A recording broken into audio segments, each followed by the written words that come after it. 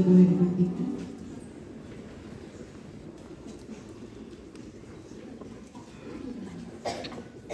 Menyanyikan lagu kebangsaan Indonesia Raya.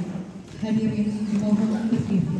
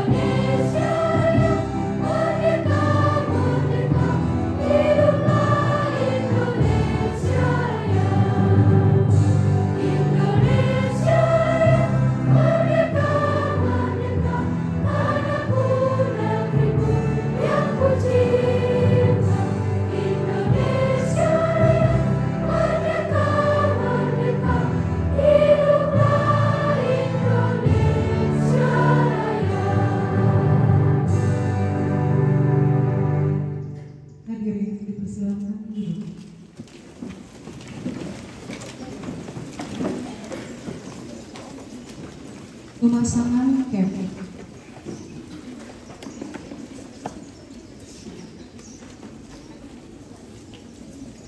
Dengan ini kami mengundang nama-nama yang akan kami sebutkan.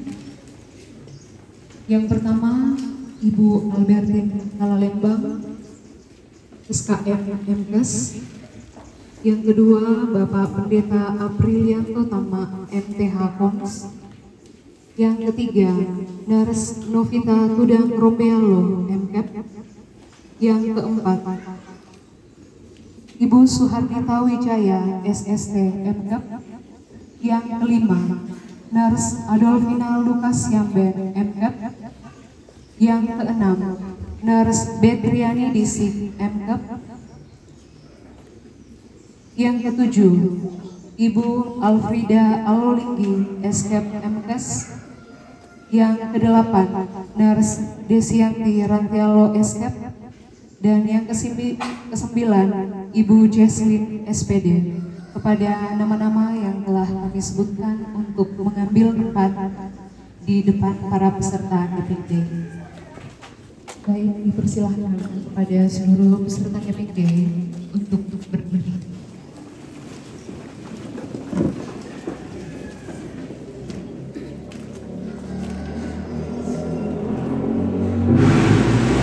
Dipersilakan untuk maju satu persatu.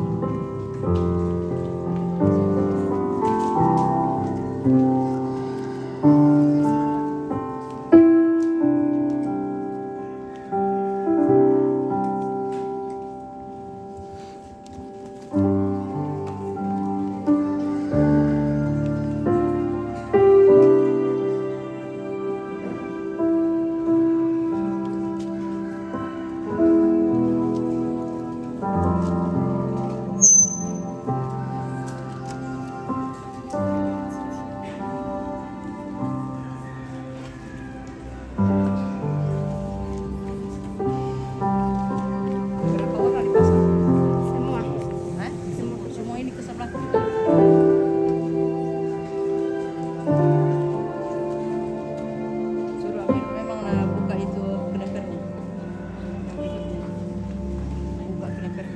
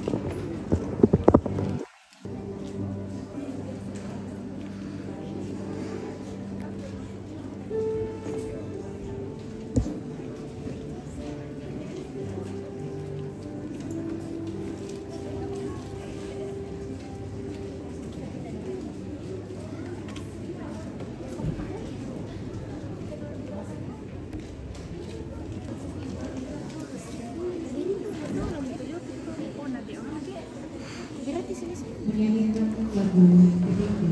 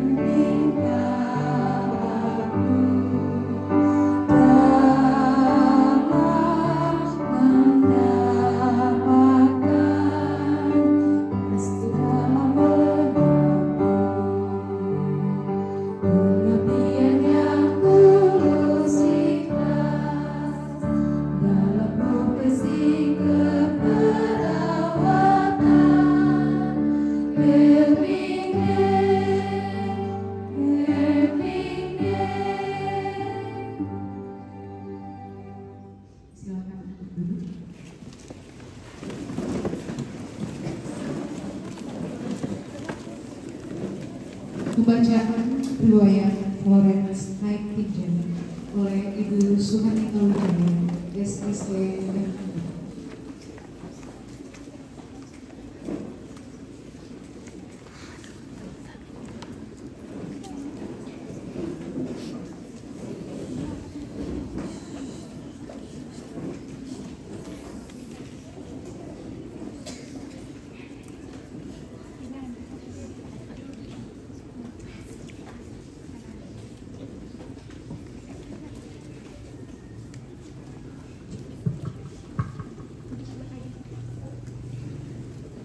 Riwayat hidup Florence Nightingale.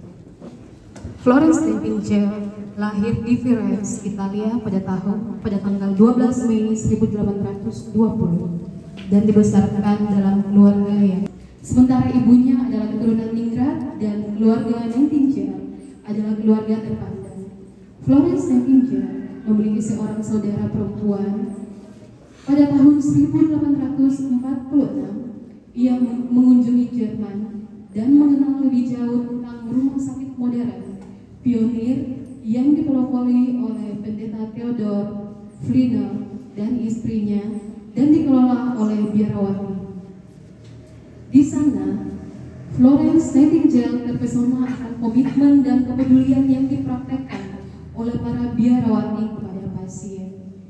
Ia jatuh cinta pada pekerjaan sosial keperawatan serta pulang ke Inggris dengan membawa angan-angan tersebut. Pada tahun 1851, kala menginjak usia 31 tahun, ia dilamar oleh Richard Houghton Mills, seorang penyair dan seorang peningkat. Lamaran ini pun ia tolak karena pada tahun itu ia sudah membulatkan tekad untuk mengabdikan dirinya pada dunia keperawatan. Keinginan ini ditentang keras oleh ibunya. Hal ini dikarenakan pada masa itu di Inggris, perawat adalah pekerjaan hina dan sebuah rumah sakit adalah tempat yang jorok. Banyak orang memanggil dokter untuk datang ke rumah dan dirawat di rumah saja. Walaupun ayahnya setuju bila Florence membaktikan diri untuk kemanusiaan, tetapi ia tidak setuju bila Florence menjadi perawat di rumah sakit. Ia tidak dapat membayangkan anaknya bekerja di tempat tentara Inggris bersama tentara Prancis berhadapan dengan tentara Rusia. Banyak prajurit yang gugur dalam pertempuran. Tetapi yang lebih menyedihkan lagi adalah tidak adanya perawat untuk para prajurit yang sakit dan luka-luka. Keadaan memuncak ketika seorang wartawan pergi ke Crimea.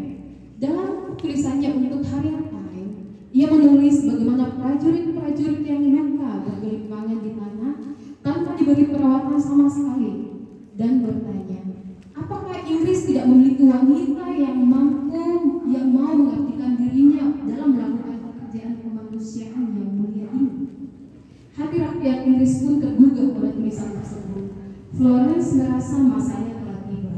Ia pun menulis surat kepada Menteri Penerangan saat itu, Sydney Harper, untuk menjadi sukarelawan.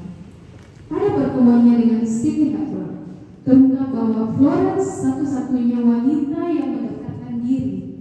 Di Crimea, prajurit-prajurit banyak yang mati, bukan karena peluru dan bom, tetapi karena tidak adanya perawatan, dan perawat pria jumlahnya tidak memadai. Ia meminta Florence untuk memimpin gadis-gadis sukarelawan, dan Florence menyanggupi. Pada tanggal 21 Oktober 1854, bersama 38 gadis sukarelawan yang dilatih oleh Nightingale dan termasuk bibinya May Smith, berangkat dari Turki menumpang sebuah kapal. Pada November 1854.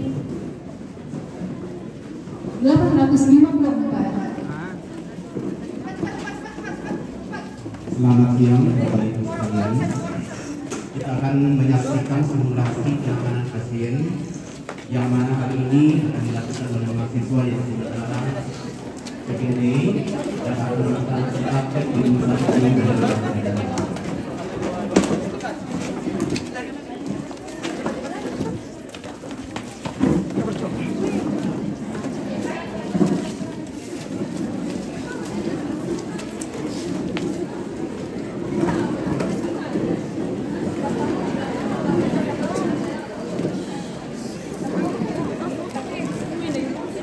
Ya, bagi Bapak Ibu yang ingin melihat simulasi untuk pemasangan oksigen, pemasangan infus dan sebagainya dilakukan di dalam laboratorium, silakan Bapak Ibu bisa masuk ke dalam untuk menyaksikan kegiatan ini.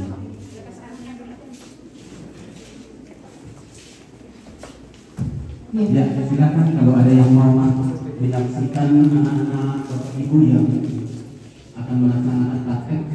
Seperti inilah kegiatan yang mereka akan lakukan di rumah sakit nantinya. Ya, selanjutnya yang bersiap untuk PTP.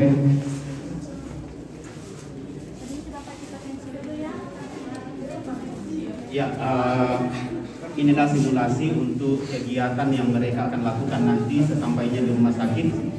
Kegiatan ini sudah dilakukan sejak beberapa bulan yang lalu untuk praktek mandiri di laboratorium di tempat ini, dan mereka semua dinyatakan harus lulus dari ujian dari semua praktek yang akan mereka lakukan di rumah sakit nantinya. Jadi Bapak Ibu, anak-anak kita, kalau mereka tidak lulus dari kegiatan ini, maka mereka tidak boleh turun praktek di rumah sakit. Jadi inilah bukti bahwa anak-anak kita hadir di Stikes Laki Padada untuk menimba ilmu dan akan dipraktekkan secara nyata nanti pada saat mereka turun lapangan, yaitu di rumah sakit. Ada beberapa rumah sakit yang nantinya akan mereka tempati, dan salah satunya adalah Rumah Sakit Umum Daerah Laki Padada, di mana nanti mereka akan praktek untuk kebutuhan dasar, dan inilah praktek kebutuhan dasar yang mereka akan laksanakan nanti di rumah sakit. Ini baru dasarnya, masih ada kegiatan selanjutnya. Ya. 153/98 dan nadinya 112 kali per menit.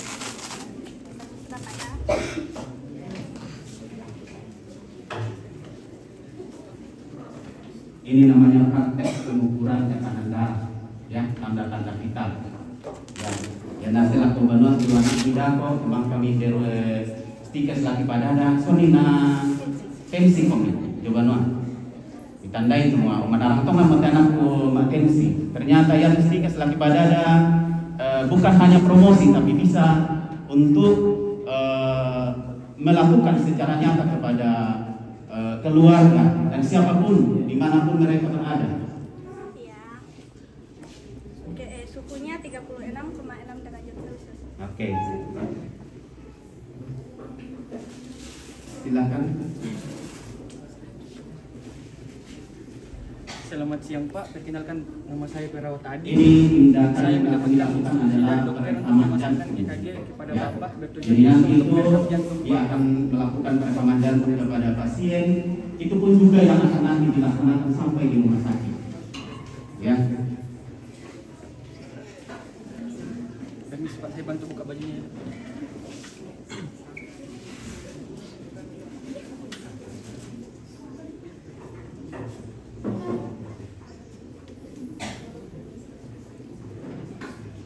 Permisi Pak.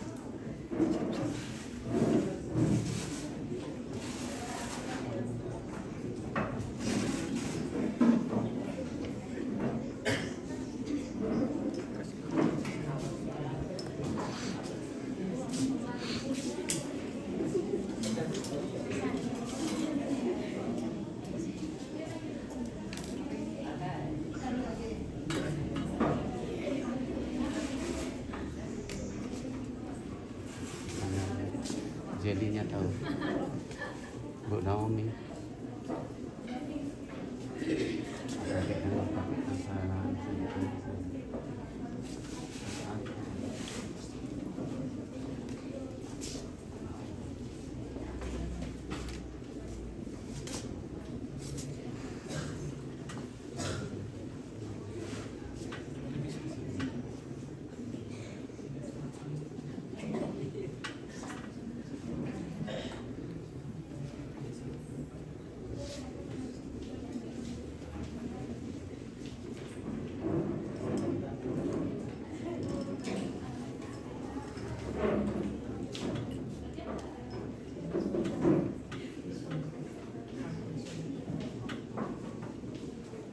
Ya, jadi tindakan ini ya tindakan untuk perekaman jantung.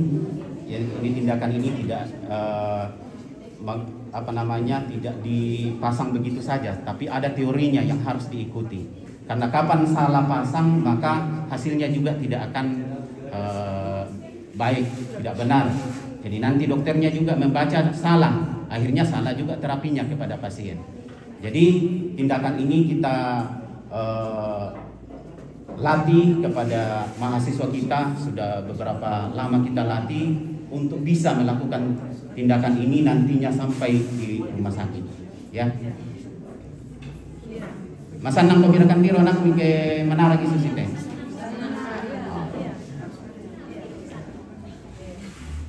Jadi mudah-mudahan nanti semua bisa melakukan tindakan ini ya.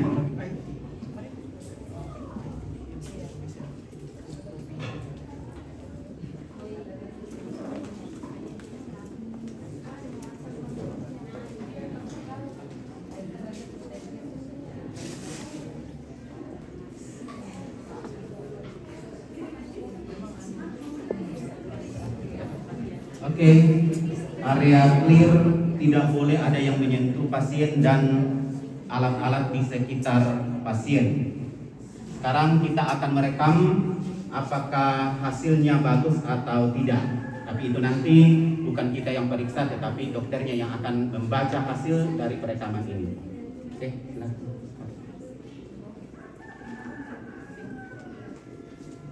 Ya, ini hasilnya sudah keluar. Ya, ini hasilnya keluar.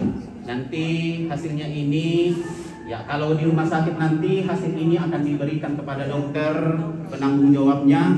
Ya, nanti dia akan membaca apa hasil dari perekaman ini. Kemudian nanti dia akan memberikan terapi kepada pasien sesuai dengan hasil pemeriksaan dari rekaman jantung ini. Ya.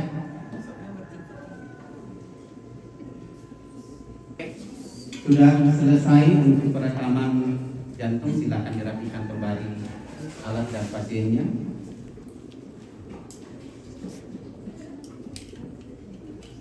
Bersiap untuk pemasangan infus. Jadi ini tindakan ini berurutan Bapak Ibu kita lakukan pada saat anak-anak sampai di rumah sakit nanti. Ya, jadi itu berurutan dari yang paling utama harus dilakukan sampai paling terakhir, ya.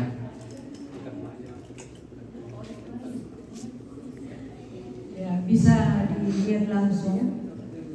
Kalau anak-anak kami dari sini memang bekalnya memang agak keras. Jadi latihannya cukup berat juga. Tapi kalau sudah masuk rumah sakit enak. Mereka ini semua kalau di Rumah Sakit Wahidin Makassar, mereka ini sangat-sangat dihargai mereka di sana. Bisa berdampingan dengan fakultas keperawatan. Malah mereka lebih lincah dari fakultas keperawatan UNAS. Ya, karena latihannya memang lama latihannya. Dan tidak pernah kita loloskan kalau dia tak lulus. Mereka bisa. Nah inilah yang ini kalau mereka ke tempat-tempat lain kalau lulus dia tes pasti diterima. Kita mudah-mudahan pastikan bisa diterima. Bisa lihat alumni yang lain sudah di mana-mana kerja sekarang. Mana? Karena memang apa namanya? Di sini saya sudah ilmunya memang alat yang kita memang tidak abal-abal. ya, cairan RL, infuset, avokat, alkohol swab, plester yang digunakan di sini yaitu Hepafix, Tourniquet, gunting, nerbekan, pengalas, handscoon dan alat cuci tangan. Langkah yang pertama yaitu cuci tangan 6 langkah.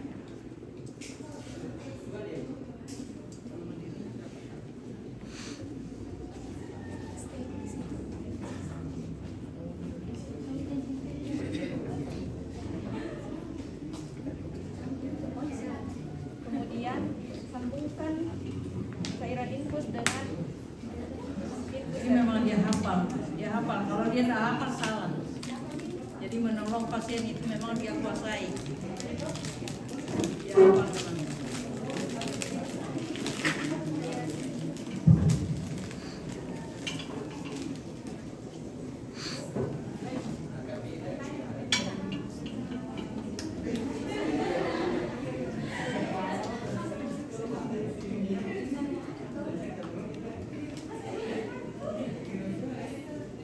Jadi mereka ini dia tindakan mandirinya di dalam laboratorium itu 10 kali dia lakukan, tapi bukan langsung kepada temannya ya. Nanti ujiannya itu langsung kepada temannya. Tapi untuk keseharian di dalam tindakan mandirinya itu dia menggunakan pantom atau boneka ya, bahasa ya boneka biasanya sangat itu dulu kamu. Kalau bahasa perawatannya itu pantom ya. Jadi itu dilaksanakan kurang lebih 10 kali baru setelah dinyatakan bahwa itu sudah bisa maka dia ikut ujian. Dan nanti kalau melaksanakan ujian tidak bisa melakukan tindakan ini, mereka tidak bisa turun. Dia harus mengikuti ujian susulan sampai dia betul-betul dia lulus di dalam praktek baru bisa dinyatakan boleh ikut di praktek di rumah sakit.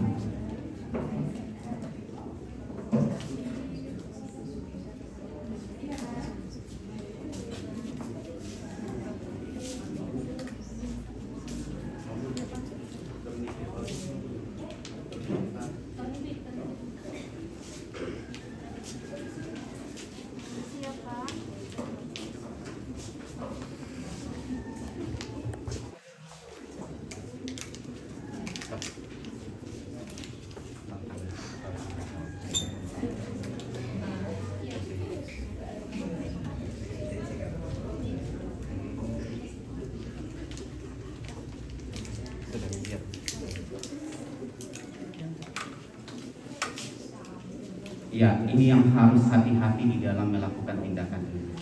Ya. Permisiat, tarik nafas Nah, ini dalam-dalam. sudah mau dilakukan penusukan.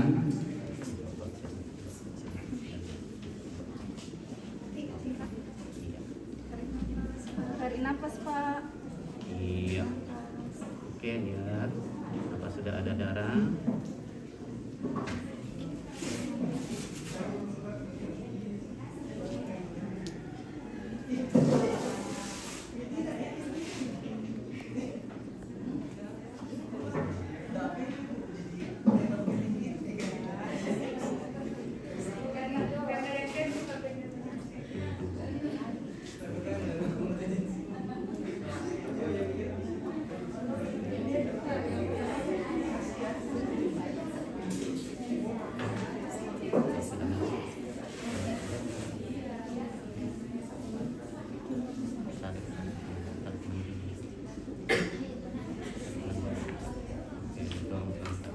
dorong pandang. Ya,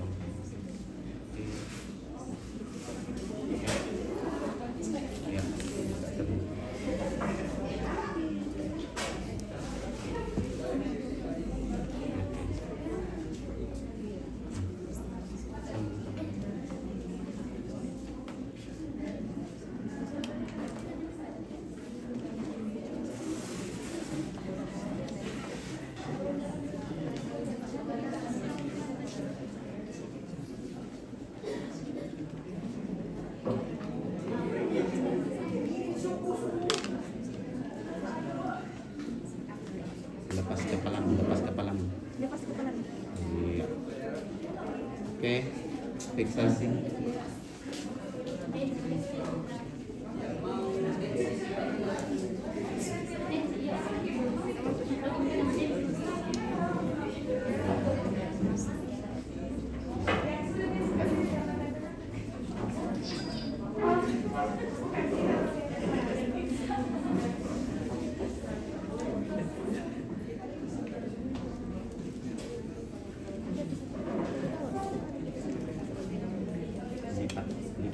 Lipatan.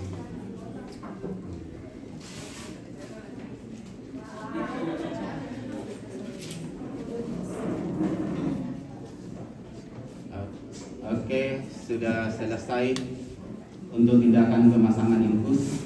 Tinggal nanti dia hitung tetesan cairannya, karena untuk memberikan cairan kepada pasien ada juga instruksi dari dokter yang harus diikuti. Tidak sembarang kita boleh dipuna langsung cairan, harus ada aturannya.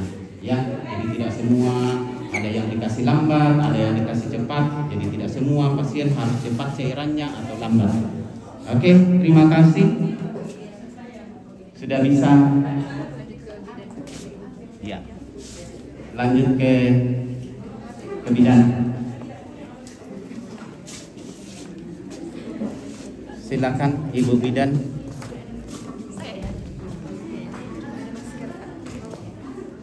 Ya, selamat siang Bapak Ibu. Di ruang bidan. Jadi sekarang kita akan melakukan pemeriksaan fisik kepada ibu hamil. Biasanya pemeriksaan fisik ini pada ibu hamil ini kami lakukan pada saat mahasiswa itu akan turun berpraktek ke rumah sakit. Jadi biasanya di laboratorium itu seperti pada perawatan bahwa mereka 10 kali melakukan ya, mereka 10 kali melakukan tindakan mandiri di laboratorium. Kemudian nanti untuk skill labnya mereka akan membawa satu mahasiswa, satu ibu hamil. Ya. Nah, untuk saat ini di acara Kemikde ini masuk tidak bunyi. Oh iya. Cek. Ya, dan untuk hari ini mereka telah mempersiapkan satu ibu hamil untuk mereka melakukan tindakan pemeriksaan fisik. Ya, dan mari kita saksikan bersama-sama. Melakukan pemeriksaan mulai dari kepala sampai kaki. Tujuannya adalah untuk memantau kondisi fisik ibu juga janin. Apakah ibu bersedia? Baik, kita mulai dari kepala. Rambut bersih, tidak ada luka atau lesi, sakit ibu. Tidak ada nyeri tekan, tidak ada rambut rontok. Kemudian turun di wajah. Wajah ibu tidak nampak plasma gravidarum atau topeng kehamilan. Permisi ya ibu. Tidak ada udem. Kemudian ke mata ibu simetris kiri dan kanan. Tapi ya, boleh melihat ke atas. Konjungtiva merah muda, sklera warna putih. Kemudian telinga ibu simetris kiri dan kanan. Habis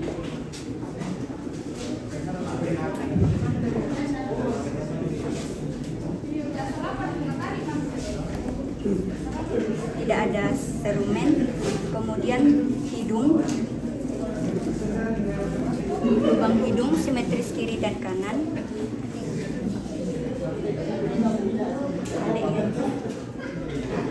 Tidak ada polip, tidak ada sekret. Kemudian bibir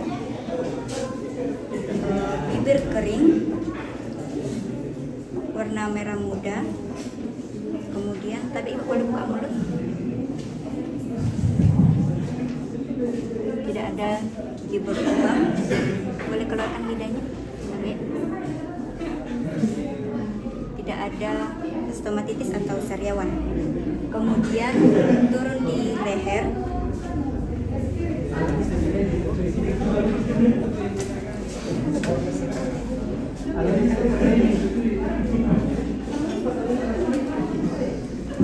Tidak ada pelebaran vena jugularis. Tidak ada bengkakan kelenjar limfe.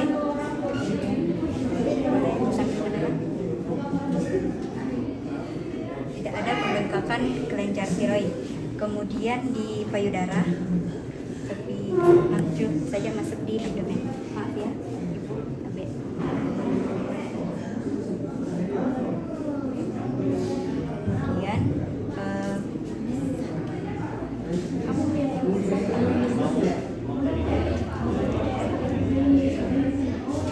Kemudian kita melihat apakah perut sesuai dengan usia kehamilan. Perut sesuai dengan usia kehamilan, tampak linea nigra, kemudian tidak nampak striate, kemudian tidak ada bekas operasi. Kemudian kita masuk di Leopold 1, yaitu menentukan tinggi fundus dan bagian di atas fundus.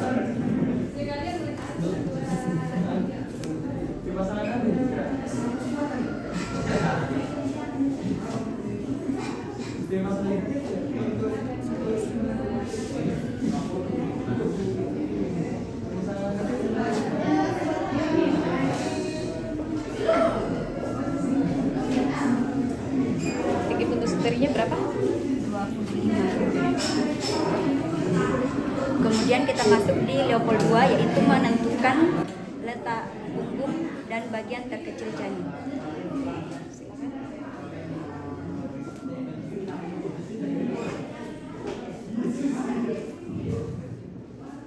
Ya, jadi Leopold 2 menentukan bagian punggung dengan bagian terkecil dari janin. Kemudian Leopold 3 yaitu menentukan bagian terendah janin, apakah kepala atau bokong. Untuk menentukan presentasi, ya. Silakan.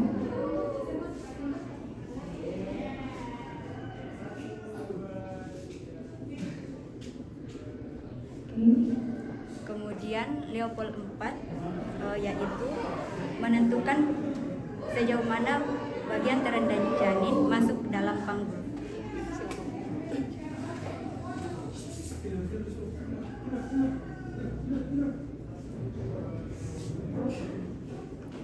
Oke, setelah Leopold, apa yang kamu lakukan? Kemudian kita akan menentukan detak jantung janin.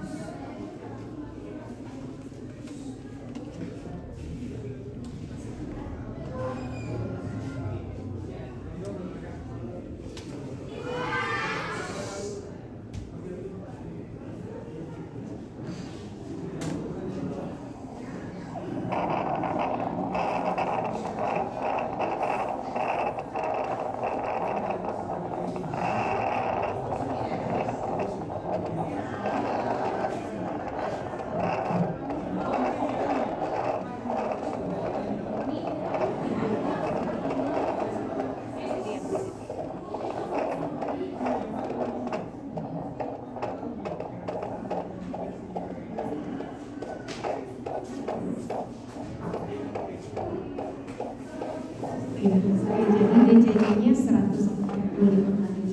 Terima kasih.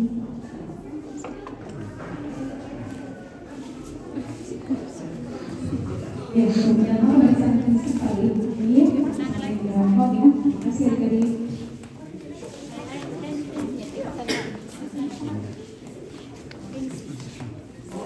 Tensi, Ini lagi. tensi, duduk Pak Yusuf. Selanjutnya saya mau Bagi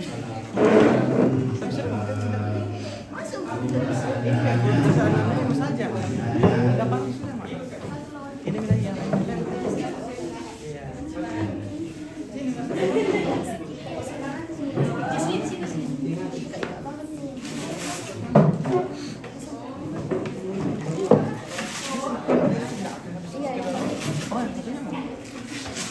Apa itu kolektor? Masih yang satu lagi sih.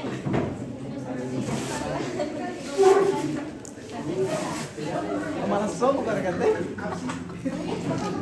Mau lagi konten lagi mau kita punya. Ya, kita selesai kegiatan pendaftaran, maka selesai simulasi kegiatan mahasiswa di dalam melakukan praktek di dalam forum meeting kami. Mohon maaf kalau ada kekurangan hal-hal yang tidak berkenan dari Bapak Ibu selama simulasi di dalam ruangan ini. Terima kasih, selamat siang.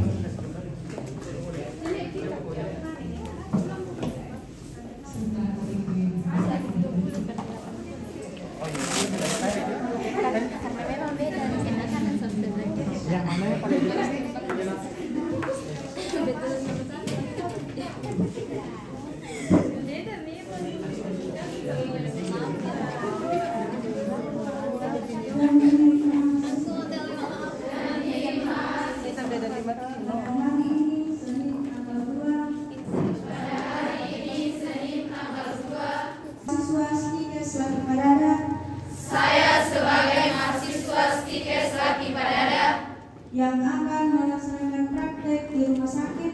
Yang akan melaksanakan praktek di rumah sakit.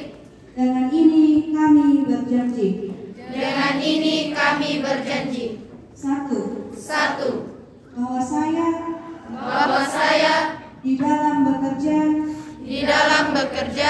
selalu mengutamakan keperluan orang sakit daripada keperluan lain dan berusaha meringankan atau menghilangkan penderitaan orang-orang sakit. 2. Bahwa saya di dalam memberikan pelayanan kesehatan kepada masyarakat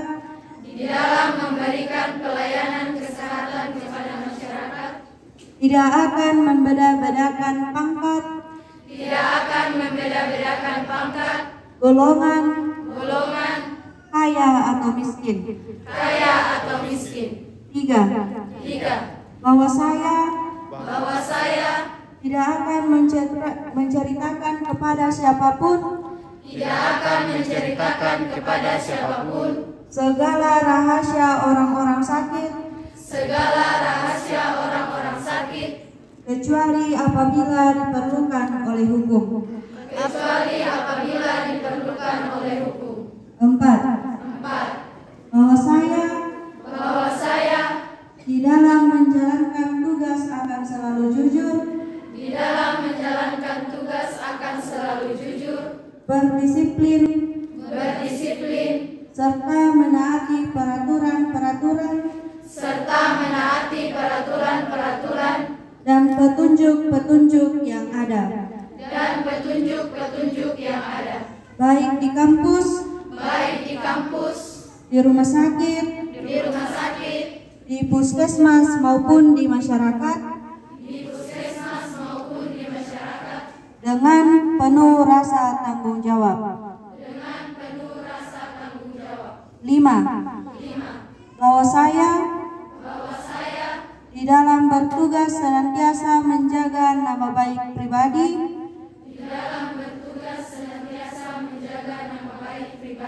orang tua, korps keperawatan pada umumnya, dan kampus pada khususnya. 6. Bahwa saya di dalam bekerja akan senantiasa menggunakan pikiran yang sehat dengan berdasarkan ilmu pengetahuan yang saya peroleh.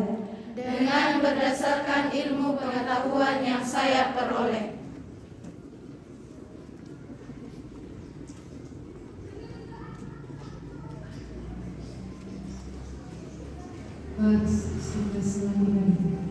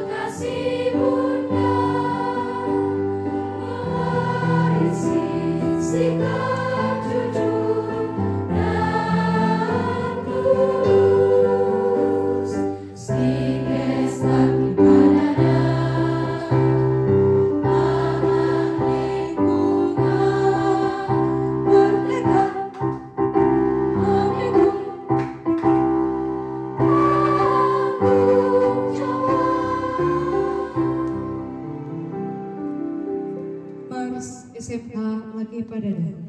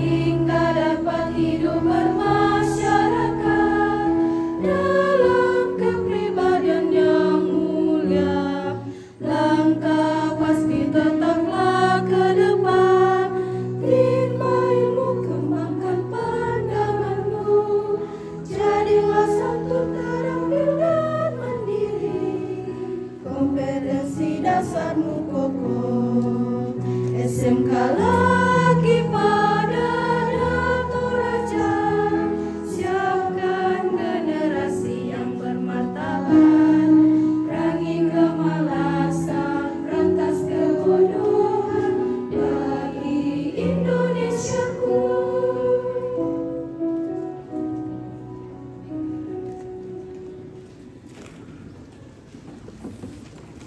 Sambutan Ketua Yayasan Kasih dan Palembang oleh Ibu Alberti Palembang SKF Unas.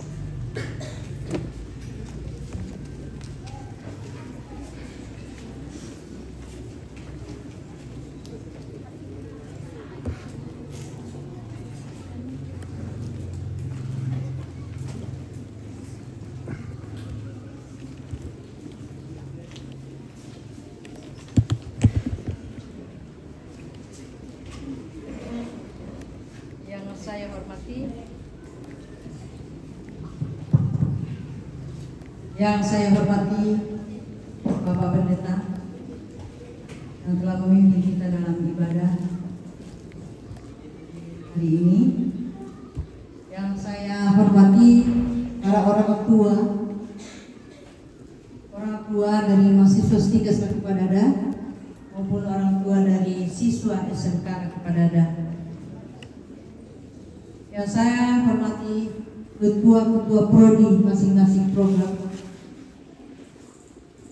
Saya hormati Kepala Sekolah SMK Lagi Padada, serta yang saya hormati seluruh dosen dan pengelola Stikas Lagi Padada, demikian pengelola SMK Lagi Padada. yang saya hormati seluruh dosen Stikes Laki Padada dan seluruh guru-guru SMK Laki Padada.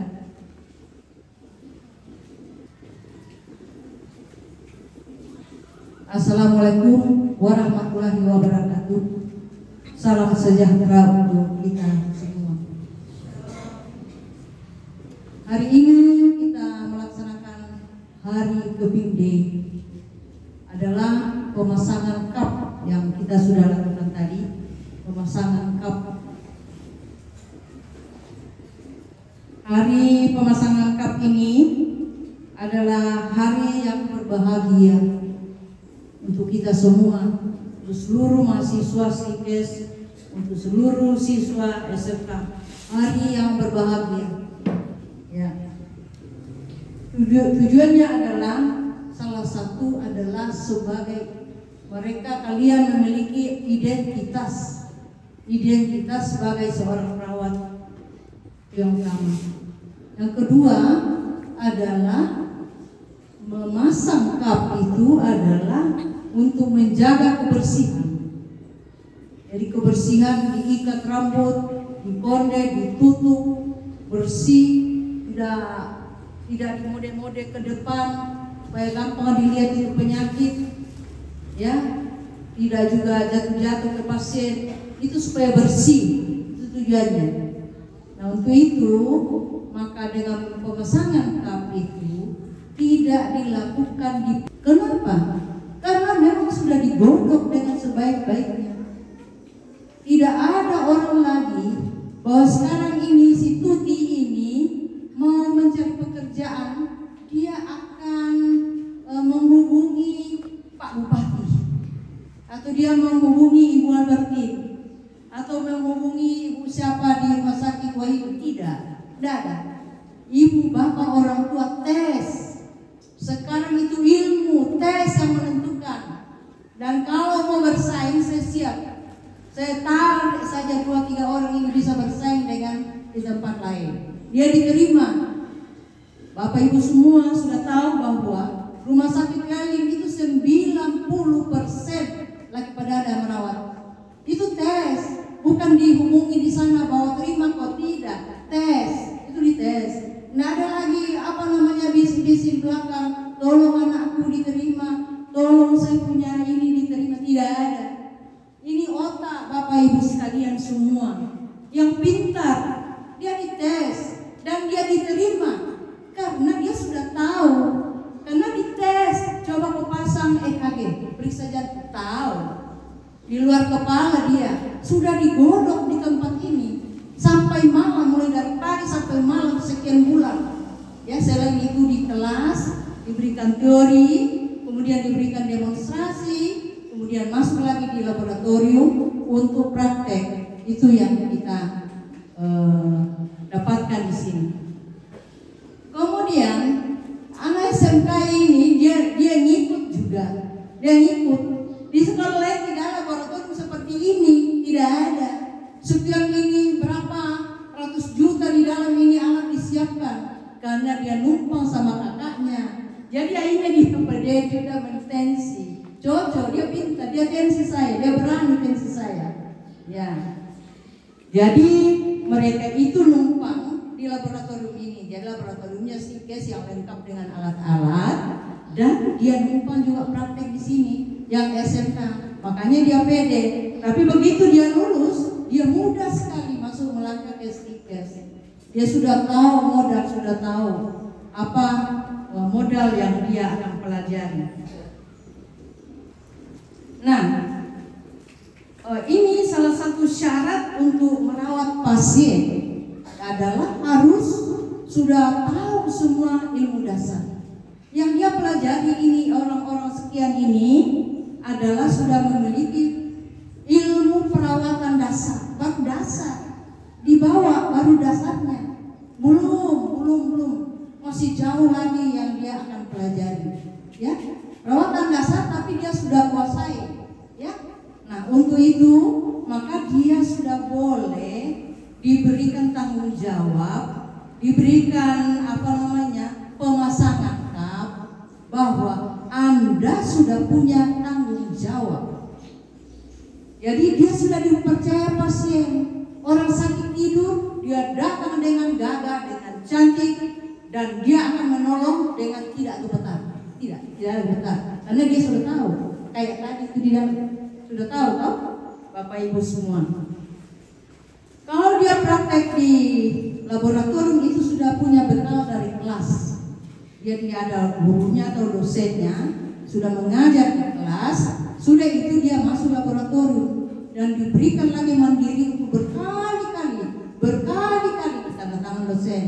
Selesai satu, saya sudah tensi, selesai tanda tangan lagi dosen. Saya sudah pasang impuls, selesai pasang lagi ini lagi dosen. Nah, itu semua yang akan diberikan pada mereka. Nah, Florence ini salah satu contoh orang yang mau menolong sesamanya.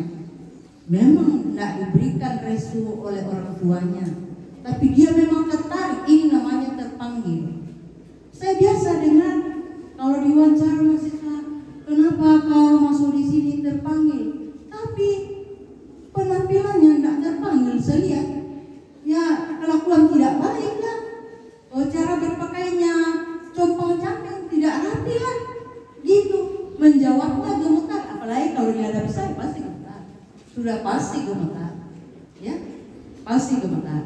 Nah, untuk itu maka itu dia memang harus belajar sampai pintar. Dihafal kayak anak SMK, kayak itu tadi memasang impuls. Tidak gampang itu. Alat-alat sekecil itu dia hafal urutannya dan dia lakukan itu seperti itu. Nah, makanya Florence itu berusaha lebih jauh mengenal pasien, menolong sesama pasien. Tidak diinginkan bapak ibunya. Mungkin juga ada di sini, ada dari kampung saya. Saya bilang, sekarang kata adik saya ini orang tidak mampu tapi pintar, dia rajin. Dia rajin. Saya bilang, bawa sama saya, kasih sekolah di tempat saya, nanti dikasih biaya pemerintah. Sekarang kan banyak biaya pemerintah. Bapak ibu semua, biaya pemerintah itu kalau memenuhi syarat memenang miskin, keterangan lurah, tidak mampu, apa segala ya. Tapi kalau dia guru orang tuanya nggak bisa. Ya bukan saya yang menentukan. Yang menentukan itu pusat. Jadi masukkan ini yang persyaratan sekian banyak masuk, ya dapat biaya mulai dari masuk sampai lulus. Jadi orang yang menerima biaya pemerintah itu, bapak ibu harus paham bahwa anak-anak kita itu yang memang kebetulan dapat biaya pemerintah, dia dapat setelah waktu masuk sampai tamat. Tapi kalau nurse tidak, jadi sampai tamat di semester. Jadi 4 tahun dia dapat. Kalau S1 dia dapat 4 tahun, kalau D3 dia dapat 3 tahun. Itu yang harus kita pahami, ya. Jadi Florence ini bulatkan tekad, ya, untuk pekerjaan sosial dalam pelayanan keperawatan. Dia tertarik sekali. Itu yang biasa dia maksud kalau diwawancara dia bilang saya tertarik, saya terpanggil. Tapi terpanggil dalam hal beberapa kriteria yang harus kamu istilahkan terpanggil. Pertama pintar, yang kedua kelakuannya, ya, tidak merusak nama baik orang tua, tidak merusak nama baik stikes, SMK kepada itu dijaga semua itu. Tidak boleh ugal-ugalan sana sini, betul-betul jaga, ya. Karena kalau itu terjadi pada diri Anda, maka Anda akan tidak terpanggil, tidak jadi perawat, ya, tidak jadi perawat. Nah, untuk itu maka anak-anakku masuk rumah sakit itu bukan untuk gagah-gagahan, pakai kap, pakai lambang, bukan. Itu untuk melayani. Maka saya selalu memberitahu mereka pada waktu berangkat dari rumah selalu berdoa. Pada waktu mau melayani, memasang ibu selalu berdoa. Bertanya 3 kali, suster sudah obatnya ini sudah sekali. Ini jamnya sudah cocok 2 kali. Ketiga, ini jaminan sudah cocok, baru bisa lakukan. Setiap melakukan kegiatan selalu diawali dengan doa. Ya. Mudah-mudahan Tuhan selalu menolong. Nah, untuk itu maka tanggung jawab ada di pundak saudara-saudara sekalian. Tanggung jawab luar biasa. Jangan semena-mena, ya. Selalu mengikuti tata tertib keperawatan di rumah sakit atau yang diberikan di sekolah. Tertib, jangan berkerumun HP-HP. Tidak boleh kalau di rumah sakit ini tidak boleh bawa HP, tidak boleh bawa HP ke rumah sakit. Karena itu mengganggu, tidak boleh. Nanti pulang baru bisa beritahu sama orang tua bahwa selama saya di mes saya tidak boleh pegang HP. Nanti saya didenda, tidak boleh, ya. Itu dipasang rapi-rapi, ya. Dan itu diatur bersih sebaik-baiknya, selalu dikunci, ya. Nah, untuk itu kamu sebagai seorang perawat selalu siap dalam keadaan apa dan harus belajar. Harus ada catatan kecil. Catatan kecil itu dibawa terus sampai kerja. Semua itu yang kamu lihat nantinya belum tentu bisa dapat di tempat lain. Di sini saja dapat. Begitu kau sudah di Kalimantan, ada kasus buka catatan. Oh ini. Oke?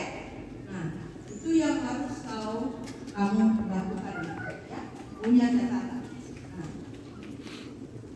Sekali lagi saya terima kasih kepada Bapak Ibu Pendeta, kepada Pak Pendeta yang telah memimpin kita dalam ibadah ini. Terima kasih untuk orang tua yang telah memberikan kepercayaan kepada kami Stikes Padada untuk mendidik anak-anak kita di Stikes ini dan SMK ini. Terima kasih banyak, ya. Terima kasih untuk seluruh dosen, seluruh pengelola, para guru-guru SMK yang telah membimbing anak-anak kita dengan sebaik-baiknya dalam pelaksanaan pendidikan di tempat ini. Dan untuk orang tua, mari kita sama-sama mendukung anak-anak kita demi kesuksesan dan keberhasilan seperti apa yang sudah dicapai oleh kakak-kakaknya dalam kondisi sukses. Banyak yang sukses, banyak sekali yang sukses. Banyak yang sukses. Ada 3 orang berturut-turut, mungkin tak tahu ada di sini kan, tak tahu ya. 3 orang berturut-turut, 1 sudah lulus ke Kalimantan. Yang kedua masih ada di sini mau lulus, sudah mau lulus juga. Yang ketiga baru masuk itu, di belakang lagi baru masuk itu. Itu orang tuanya ya sedang-sedang. Ini 3 orang ini, tapi yang 1 lulus. Tapi dia nekel dari belakang dari Kalimantan, menelpon langsung di sini. Wah, bisa saya diberikan keringanan untuk membantu adik saya. Tanggal sekian saya akan kirim setelah saya terima gaji. Itulah anak yang mulia, yang bagus sekali. Ya. Jadi dia membantu adik yang masih 2 dalam pendidikan di tempat ini. Dan dia sudah sukses, dia sudah mendapat uang di sana banyak. Dia mengirim, jadi diberitahu para bendahara di sini agar dibantu seperti itu. Tetap kita tolong. Di sini selalu kita mencari jalan keluar. Bagaimana asalkan selalu yang terbaik, selalu yang baik disampaikan. Bahwa kondisi saya begini, kondisi saya begini. Kami tidak pernah memaksakan. Paling bagus kalau orang tuanya datang bertemu dengan bagian pendidikan.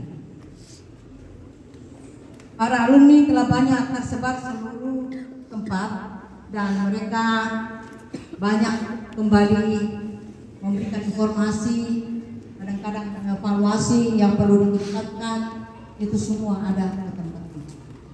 Inilah semua yang saya sampaikan pada anak-anakku semua, siswa Stikes SMK Padada, yang saya sampaikan dengan hormat pada para orang tua yang sudah hadir, ya. Inilah semua yang kegiatan yang kami sudah lakukan dan yang dilaksanakan. Yang saya garis bawahi, orang tua bekerja sama dengan sekolah selalu mengingatkan kelakuan. Kelakuan itu dijaga, perempuan jaga diri semua, jangan merusak nama baik orang tua, jangan merusak nama baik Stikes Padada, SMK Peradaan selalu berkelakuan dengan baik. Oke? Perhatikan itu baik-baik anak-anak semua. Dan saya ini kita berdoa pasti Anda sukses kalau Anda mempunyai etika yang baik di mana-mana. Di rumah sakit hati-hati, masuk rumah sakit good morning, ya selamat pagi, pulang permisi, saya izin akan pulang, semua dilakukan itu, ya di rumah sakit itu. Dilapor saya sudah datang, ya selamat pagi, semua ketemu seperti semut. Kalau semut ketemu berdua seperti kan? Nah kamu ketemu good morning, Miss, selamat pagi Ibu, selamat pagi Suster, selamat pagi Dokter, lele. Sekarang waktunya saya sudah harus pulang, misalnya waktu pulang, permisi Ibu Suster, sudah mau pulang, jamnya kami sudah pulang dan ada kuliah. Terima kasih. Oke, itulah yang Anda lakukan dan inilah mohon doa restu daripada orang tua untuk mendukung kami untuk bekerja sama, mendukung anak-anak kita sehingga mereka sukses. Terima kasih, Tuhan memberkati kita semua.